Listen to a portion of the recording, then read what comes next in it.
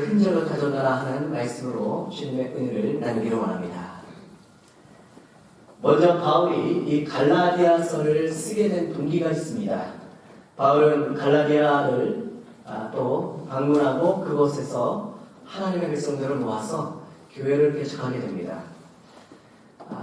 그러자 잠깐 동안 이 바울을 파송했던 곳이 안디옥교회인데요. 안디옥교회에 잠깐 머무르는 동안에 소식이 들려옵니다.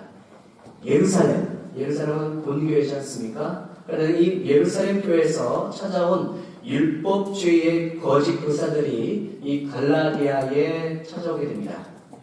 그리고 그 갈라디아 교인들에게 구원에 대한 개념을 마치 할례와 같이 행위가 없이는 구원을 받을 수 없다. 이렇게 아주 복음과는 반대되는 개념으로 갈라디아 교인들을 현혹하게 되죠. 이를 알게 된 바울은 굉장히 화가 났습니다. 그래서 안디옥에서 갈라디아로 서신을 보내게 되죠. 이 서신이 바로 오늘 본문인 갈라디아서의 말하자면 주된 내용들입니다. 구원은 오직 예수 그리스도를 믿는 믿음에 있으며 우리들의 행위가 아닌 하나님의 값없이 주시는 하나님의 은혜로 이루어진다. 할렐루야. 갈라디아서의 내용들을 여러분 시간이 있을 때 1장부터 쭉 이렇게 내려 읽으시기 바랍니다. 로마서에 아주 분석할 정도로 아주 매우 중요한 복음의 그런 중요한 부분들, 포인트를 잡고 있는 것을 보게 됩니다. 오늘 본문의 17절에서는 바울의 괴로움에 대해서 잠깐 이야기를 하고 있습니다. 그는 왜 더 이상 나를 괴롭게 하지 말라 그렇게 이야기를 했을까요? 그것은 끊임없이 거론되어지는 바울의 사도권에 대해서 이야기를 하는 것입니다. 아까 전에 본교회인 예루살렘 교회를 이야기를 했지 않습니까? 그곳에서 거짓 말하자면 율법주의자들이 와서 갈라디아 교인들을 현혹하게 되는데 그 이유가 있습니다. 왜냐하면 사람들은 바울이 다른 예수님의 제자들, 사도와 동일하지 않다. 사도권에 대한 굉장히 큰 반발이 있었습니다. 그렇기 때문에 이 논쟁은 바울이 끊임없이 그를 상처 주고 힘들게 하는 그런 내용들이었습니다. 그렇기 때문에 더 이상 나를 괴롭게 하지 말라. 그렇게 하며 지금까지 그가 복음을 전하며 많은 고난을 참고도 참은 것에 대해서 그렇게 함축적으로 이야기를 하고 있는 것이죠. 고린도 교회에서의 그의 여러 가지 많은 그리고 사역들과 간증들을 보게 되면은 그가 어떻게 고난을 당했는가, 그가 어떻게 복음을 위해서 고난을 당했는가 하는 것을 보게 됩니다. 고린도전서 13장 7절 말씀에도 모든 것을 참으며 모든 것을 믿으며 모든 것을 견디느니라. 그는 복음을 위해서 견디고도 견디는 그런 사역을 했습니다. 고린도후서 6장 4절의 모든 일에 하나님의 일꾼으로 자처하여 하는 것을 견딘 것과 하면서도 그는 복음에 있어서 본인의 지금의 이 참 들끓는 이 논쟁 가운데서 그는 계속해서 참고 참았다라는 것을 보게 되죠. 뿐만 아닙니다. 사도행전 14장 19절에서는 그들이 돌로 바울을 쳤는데 죽은 줄 알고 시외로 끌어내치니라. 여러분 그냥 돌 맞은 것이 아닙니다. 거의 죽었다 할 정도로 그렇게 돌을 그렇게 맞았다는 것이죠. 고린도후서 11장 23절에도 오리에 갇히기도 하고 많이 매도받고 여러 번 죽을 뻔했다. 그의 사도의 직분으로서 말할 것 같으면 그는 견디고 힘들게 여러 가지 많은 것을 또다시 버티고 버텼던 그의 사역들을 말하고 있는 것이죠. 바울은 이와 같이 고난을 많이 받았음에도 불구하고 자신을 자유자라 그렇게 선포를 했죠. 바울에 있어서 자유란 숱한 고난에서도 믿음이 무너지지 않음을 강조하는 것입니다. 그럼 여기서 우리는 생각해봐야 됩니다. 예수 안에서 자유라는 것은 과연 무엇인가? 예수 안에서 자유는 무엇인가? 그것을 대답하듯이 고린도후서 4장 10절 말씀에서 우리가 항상 예수의 죽음을 몸에 짊어짐은 예수의 생명이 또한 우리 몸에 나타나게 하려. 아멘. 우리 몸에 나타난다는 것입니다. 바울은 별명이 있습니다. 그의 별명은 무엇이냐? 히브리서 11장 28절에서 세상이 감당하지 못하는 자, 세상이 감당할 수 없는 사람, 그것이 바로 바울의 별명입니다. 왜 그를 이렇게 세상이 감당할 수 없는 자라 그렇게 이야기를 했을까요? 예수 그리스도 안에서 자유한다는 것은 이 세상으로부터 자유한다는 것을 뜻합니다. 여러분 한번 항구에 가보시면은 배를 정박하기 위해서 쇠 기둥 같은 것이 있죠. 거기에다가 로프를 감아서 이 폭풍과 큰 물결에 배가 떠내려 가지 않도록 하기 위해서 그렇게 하는 그런 것이죠. 사진이 이건 뭐예요? 이거 사실은 볼라드라는 이름이 있었습니다. 그래서 이와 같은 것이 있는데 이것은 다른 것이 아니죠. 큰 배랄지라도 로프를 징징 감아서 더 이상 떠내려 가지 않도록 그렇게 하는 것입니다. 바다에서 오는 여러 가지 시험과 고난으로부터 자유하도록 하는 것이다 하는 것이 바로 이 블라데의 역할입니다. 자유하다라는 것이 무엇인가 한번 생각해 보시기 바랍니다.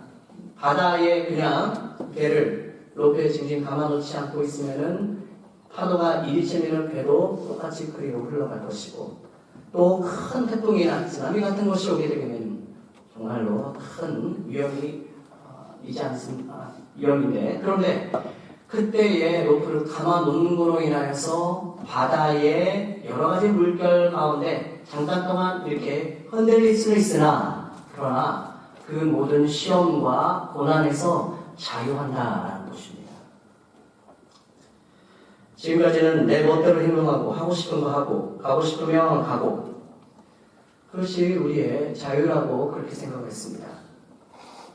그러나 그것이 아니라 모든 일에 하나님께 묶여 있어서 세상의 풍조와 죄의 두려움에서 보호받고 자유하는 것이 진정한 이 세상에서의 자유다라고 하는 것입니다. 간단하게 더 설명을 해드리면 이 중에 여러분 다 우리는 결혼하신 분이 많이 계시잖아요. 결혼함으로써 자유한 몸이 되신 분들이 여기 계신다는 것입니다. 뭐냐면은 결혼하기 전에는 예를 들어서 우리가 100명을 만났다고 생각합시다. 이 사람도 괜찮은데 저 사람도 괜찮은데 여러분 결혼하기 전에 고민하지 않겠습니까? 100명을 두고 우리가 그렇게 고민해야 될 것을 드디어 사랑하는 사람과 짠 하고 만난다는 거예요. 그렇게 결혼하게 되면은 이제는 더 이상 어떠한 사람들이 내 눈앞에 보인다 할지라도 고민이 사라진다는 것입니다. 아멘. 결혼한다는 것은 여러분 혹시나 이 남자 이 여자에게 내가 속박당하고 있구나 아닙니다. 그것이 아니라 우리는 그 안에서 자유한다는 것입니다. 아멘. 오늘은 우리 이렇게 한 가정으로 모이게 됐기 때문에 가정 안에서 우리는 자유한 것입니다. 자녀들이 있기 때문에 여러분 그 자녀들로 인해서 여러분 고통받습니까?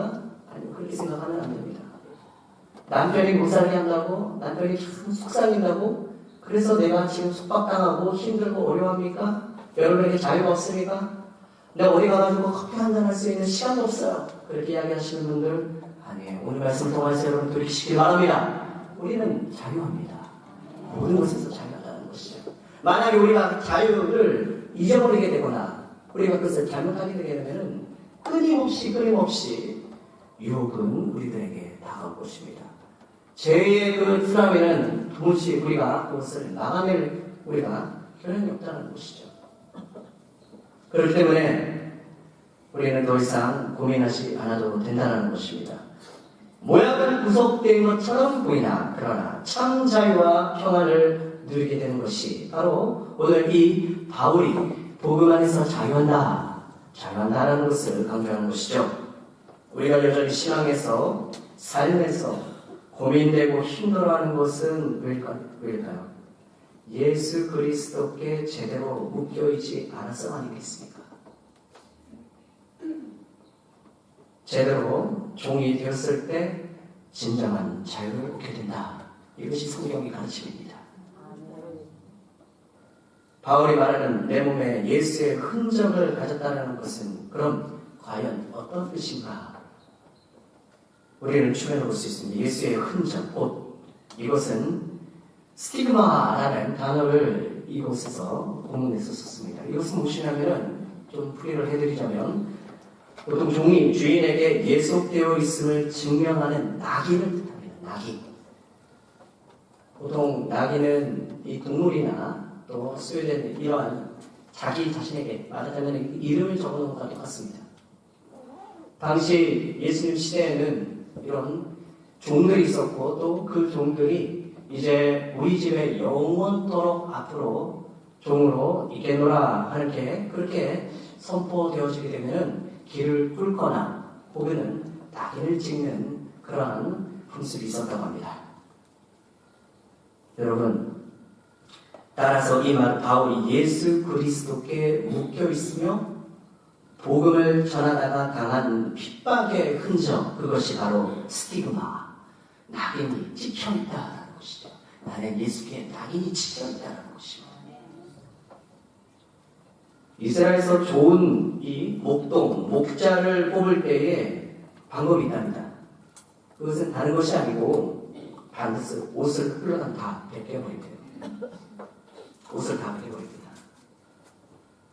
그동안 이 목자가, 목동이 양무리를 지키기 위해서 얼마나 충실하게 힘썼는가.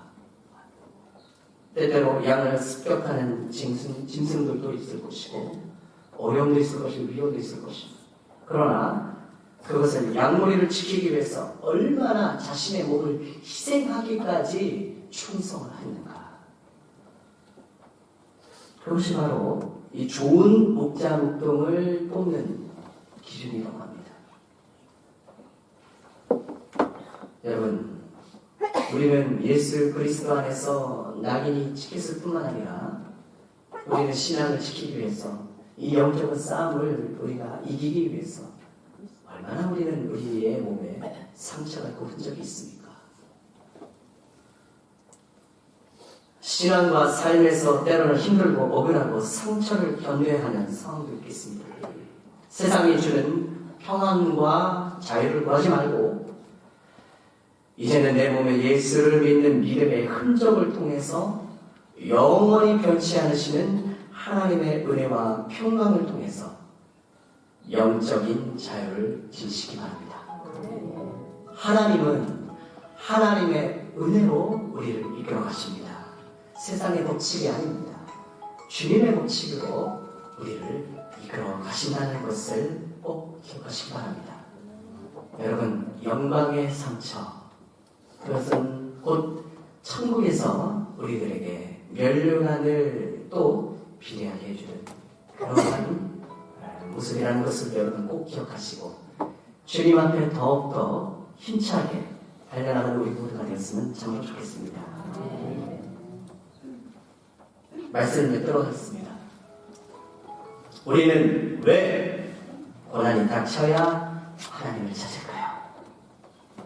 우리는 왜 문제가 생겨야 기도에 힘을 쓸까요? 우리는 왜 그러지 않아더라도 하나님과 더욱더 붙어 있어야 되고 하나님을 찾을 수 있는 우리 신앙인데 우리는 왜 그러한 어려움들이 있을 때야 그때서야 하나님을 찾고 기도해야 할까요? 그런데 하나님께 우리가 깊이 만나는 순간일 수도 있습니다. 그러나 오늘 본문에서 바울은 또다시 우리들에게 강조합니다.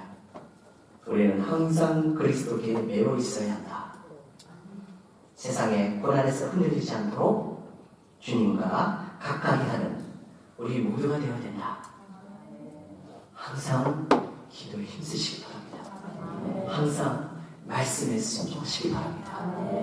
항상 하나님 구원해 주신 그 기쁨으로 봉사에 임하시기 바랍니다.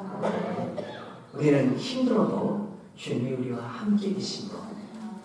그렇기 때문에 우리는 흔들리지 않습니다. 풍파가 오고 바람이 불고 그리고 큰 파도가 우리를 덮친다 할지라도 주님께 꼭 매여 있으시기 바랍니다.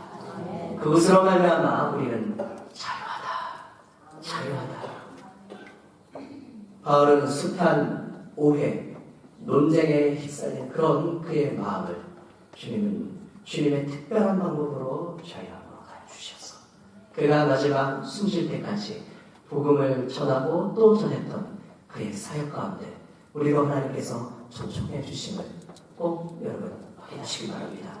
여러분의 몸에 예수 그리스도의 흔적이 있습니까? 오늘 이 시간 이 이후의 말씀을 통해서 여러분 더욱더 깊이 기도하시는 우리 모두가 되기를 주님의 이름으로 축원합니다. 기도하겠습니다. 거룩하시고 고마우신 하나님 감사합니다.